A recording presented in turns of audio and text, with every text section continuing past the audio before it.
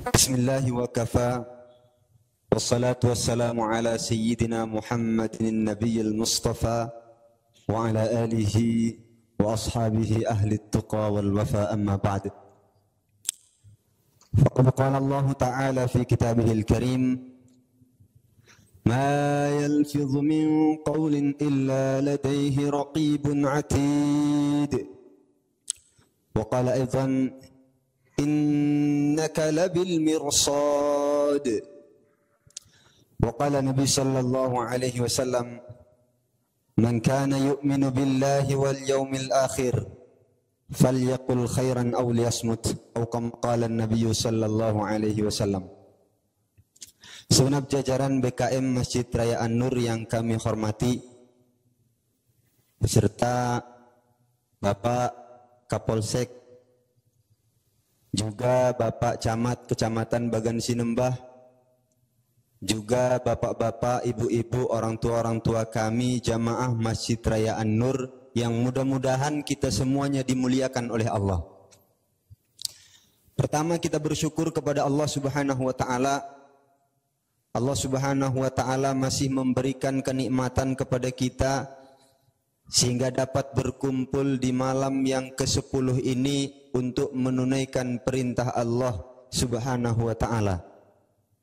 Dalam satu hadis Rasulullah sallallahu alaihi wasallam sabdakan bahwasanya bulan Ramadan ada 30 hari. 10 hari yang pertama awwaluha rahmah. 10 hari yang pertama itu rahmat. Wa awsatuha maghfirah. 10 hari yang kedua ampunan Allah Subhanahu wa taala. Wa akhiruha itqum minan nar. 10 hari yang ketiga itu terbebas dari nerakanya Allah Subhanahu wa taala. Alhamdulillah pada malam 10 hari yang pertama ini kita sudah melaksanakan perintah-perintah Allah Subhanahu wa taala. Harapan kita dirahmati oleh Allah Subhanahu wa taala. Amin ya rabbal alamin. Selanjutnya salawat beserta salam tetap tertuju kepada junjungan alam Nabi Agung Muhammad sallallahu alaihi wasallam dengan ucapan Allahumma salli ala sayyidina Muhammad wa ala ali sayyidina Muhammad. Mudah-mudahan dengan bersalawat kepada beliau kita diakui sebagai umatnya dan mendapatkan syafaat dari beliau kelak di hari di mana syafaat beliau sangat kita butuhkan. Amin ya rabbal alamin. Bapak Ibu yang dirahmati Allah Subhanahu wa taala, adapun judul ceramah kita pada malam hari yang ke-10 ini yaitu hifdzul lisan, menjaga lisan. Biasanya ada adik-adik selesai sholat tarawih berkumpullah mereka, Pak. Ditanyanya apa judulnya tadi, Ustaz? Karena mereka nggak dengar ceramahnya tadi. Jadi mereka nggak tahu judulnya. Baru ditanya selesai sholat tarawih judulnya tadi apa? Nah judulnya menjaga lisan. Bahwa di dalam kitab Al-Adhkar Syekh Yahya bin Sharaf, yaitu yang dikenal dengan Imam Nawawi. Imam Nawawi itu memang lahir di Nawa, jadi namanya dinisbatkan kepada tempat lahirnya, jadi Nawawi begitu. Nama daerah lahirnya namanya Nawa. Ada Syekh Nawawi. Kalau Syekh Nawawi lain lagi. Syekh Nawawi orang Indonesia, orang Banten. Namanya Muhammad Nawawi Al-Bantani, orang Banten. Jadi Syekh Nawawi orang Banten, Imam Nawawi orang Nawa. Sekarang ceritanya Imam Nawawi. Imam Nawawi orang Nawa, nama aslinya Yahya bin Sharaf. Beliau punya kitab namanya Kitab Al-Adhkar. Apa katanya dalam Kitab Al-Adhkar itu? Mengutip firman Allah, mengutip sabda Rasulullah, dan beliau juga menyampaikan kepada kita bahwasanya wajiblah bagi setiap orang mukallaf. Orang mukallaf ini siapa? Orang mukallaf ini orang yang sudah tertaklif untuk melaksanakan syariat.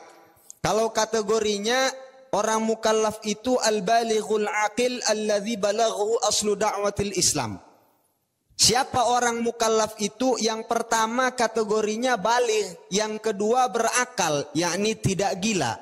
Yang ketiga telah sampai kepadanya asal dakwah Islam, yakni kalimat la ilaha illallah Muhammadur Rasulullah. Jadi wajiblah bagi orang-orang mukallaf ini apa? Untuk menjaga lisan mereka.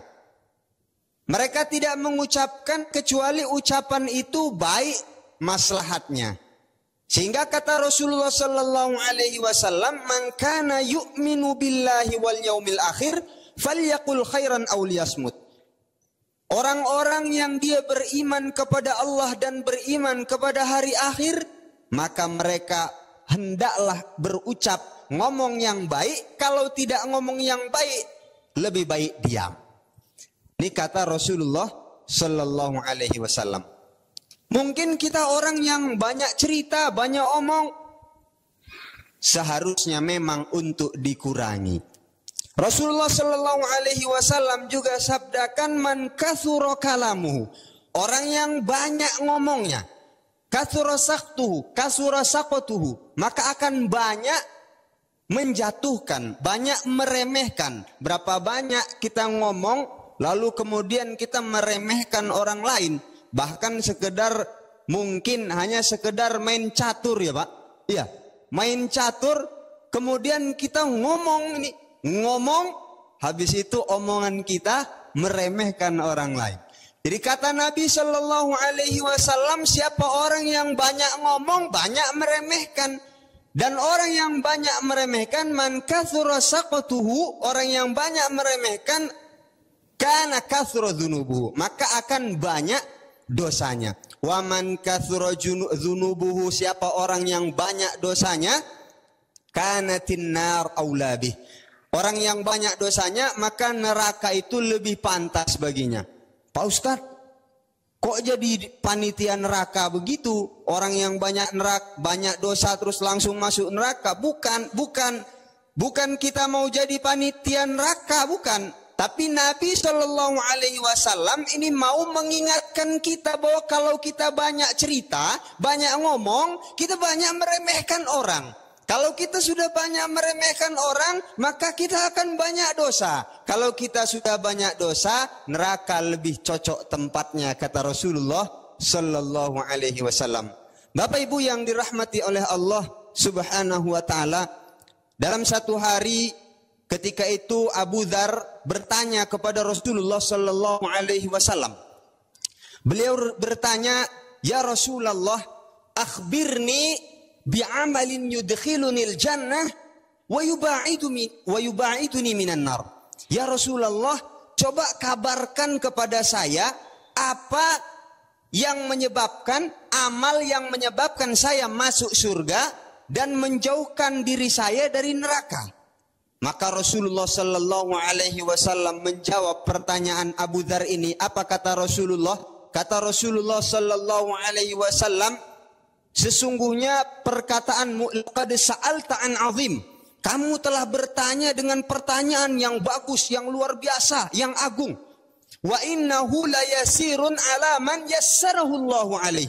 Dan Allah mudah baginya memasukkan orang ke dalam surga dan menjauhkan orang ke dalam neraka bagi siapa yang dikehendaki oleh Allah Subhanahu wa taala. Bagi siapa yang dimudahkan oleh Allah Subhanahu wa taala. Lalu Rasulullah sallallahu alaihi wasallam melanjutkan ucapannya, apa yang menyebabkan orang masuk ke dalam surga dan jauh daripada neraka? Yaitu yang pertama, engkau ta'budullah wa la tusyriku bihi syai'a. Engkau beribadah kepada Allah, menyembah kepada Allah, dan jangan sekutukan dengan sesuatu pun. Ini yang pertama. Yang kedua, wa tuqimus shalah, engkau mendirikan salat. Yang ketiga, wa tu'tiz zakah, engkau menunaikan, membayar zakat. Kemudian yang keempat, wa tasumu Ramadan, engkau berpuasa di bulan Ramadan. Kemudian yang kelima, wa tahujjul bait, engkau haji ke Baitullah. Lalu Rasulullah sallallahu alaihi wasallam melanjutkan ucapannya, ala adullukum ala abwabil khair. Wahai Abu Dzar, maukah engkau aku tunjukkan, kata Nabi, aku beritahu pintu-pintu kebaikan. Maka Rasulullah sallallahu alaihi wasallam menyampaikan pintu-pintu kebaikan itu. Apa dia? Ada 3. Yang pertama, as-saumu junnatun. Yang pertama, puasa adalah perisai. Sudah kita dengarkan dari ceramah-ceramah sebelumnya bahwa puasa itu disebut sebagai perisai. Apa maksudnya? Kemudian yang kedua, as-shadaqatu tudfi'ul khati'ah. Sedekah itu bisa menghapus dosa-dosa kita. Kama yutfi'ul ma'un nar, sebagaimana air mematikan api. Sedekahlah banyak-banyak, maka dosa-dosa kita akan dihapuskan oleh Allah Subhanahu wa taala sebagaimana air itu mematikan oleh api. Kemudian yang ketiga, ar-rajul yusalli fil lail, fi jawfil lail. Bahwasanya seseorang yang sholat di tengah malam. Ini juga merupakan pintu kebaikan. Rasulullah sallallahu alaihi wasallam melanjutkan ucapannya kepada Abu Dzar radhiyallahu an. Ala ukhbiruka bira'sil Islam, bira'sil. Apakah kamu mau aku tunjukkan bahwasanya ada pokok amalan? Bira'sil amr. Maukah kamu aku tunjukkan, aku beritahukan pokok amal, inti amal. Apa itu? Islam. Wa amudihi, dan tiangnya. Apa tiangnya amal itu? Adalah sholat. Bahwasanya sholat menjadi tiang daripada amal. Inti daripada amal itu Islam. Karena orang kalau tidak Islam, amalnya tidak diterima oleh Allah Subhanahu wa ta'ala. Itu syarat pertama orang amalnya diterima oleh Allah Subhanahu wa ta'ala. Makanya mohon maaf Pak, kalau ada orang Cina sedekah ke masjid, ada pembangunan masjid, sedekahlah di masjid 20 juta. Alhamdulillah mereka dapat balasannya, dilipat gandakan oleh Allah di dunia. Namun mereka tidak mendapatkan pahala dari Allah Subhanahu wa taala sebab mereka tidak beriman kepada Allah Subhanahu wa taala. Sehingga kata Imam Ghazali, la tasihhul ibadah illa ba'da ma'rifatil ma'bud. Tidak sah ibadah seorang hamba kecuali setelah dia mengenal Allah Subhanahu wa taala. Selanjutnya hadis tadi menceritakan bahwasanya ada Rasulullah Sallallahu Alaihi Wasallam menyampaikan bagaimana seseorang dengan amalnya bisa masuk surga dan bisa jauh dari neraka. Kemudian Rasulullah juga memberitahukan kepada Abu Dzar tentang pintu-pintu kebaikan. Dan Rasulullah Sallallahu Alaihi Wasallam juga menyampaikan selanjutnya bahwa ada amalan yang bisa mendapatkan itu semua yang sudah disebutkan tadi. Maka Rasulullah sallallahu alaihi wasallam menyampaikan, ala ukhbiruka bimalaki dzalika kulli. Maukah kamu aku tunjukkan, aku beritahukan inti daripada itu semua, kunci daripada itu semua supaya kamu bisa mendapatkannya. Apa itu? Fa akhadha bilisani. Nabi sallallahu alaihi wasallam memegang lisannya. Kemudian dia mengatakan, kuffa alaika hadza. Jagalah lisanmu ini. Dengan menjaga lisan, kamu akan mendapatkan itu semua tadi. Bapak Ibu yang dirahmati oleh Allah Subhanahu wa taala, maka Abu Dzar heran. Dia bertanya kepada Rasulullah sallallahu alaihi wasallam, "Ya Rasulullah, wa inna lamu'akhaduna bima natakallam bi." Apakah kami akan disiksa hanya sekedar gara-gara ucapan kami, omongan kami? Maka Rasulullah sallallahu alaihi wasallam menjawab, banyak sekali orang yang memasukkan wajahnya ke dalam neraka disebabkan ucapan-ucapan lisan mereka. Sebab setiap ucapan akan dicatat oleh para malaikat yang hadir senantiasa bersama kita. Sebagaimana ayat yang dibacakan di awal tadi, ma yalfidhu min qawlin illa ladaihi raqibun atid. Tidaklah seseorang itu mengucapkan sebuah kalimat melainkan ada malaikat pengawasnya. Siapa malaikat pengawas itu? Malaikat raqib dan atid. Innaka labil mirsad. Sesungguhnya Tuhanmu selalu mengawasimu. Bapak Ibu yang dirahmati Allah Subhanahu wa taala, mudah-mudahan ceramah yang singkat ini memberikan motivasi kepada kita semua, khususnya pada diri saya sendiri, Barangkali di sana sini terjadi kesalahan dan kekhilafan baik tingkah laku maupun ucapan dalam penyampaian, maka dengan kerendahan diri mohon kiranya saya dimaafkan. Barakallahu fikum fa ahsanallahu ilaikum. Wassalamualaikum warahmatullahi wabarakatuh.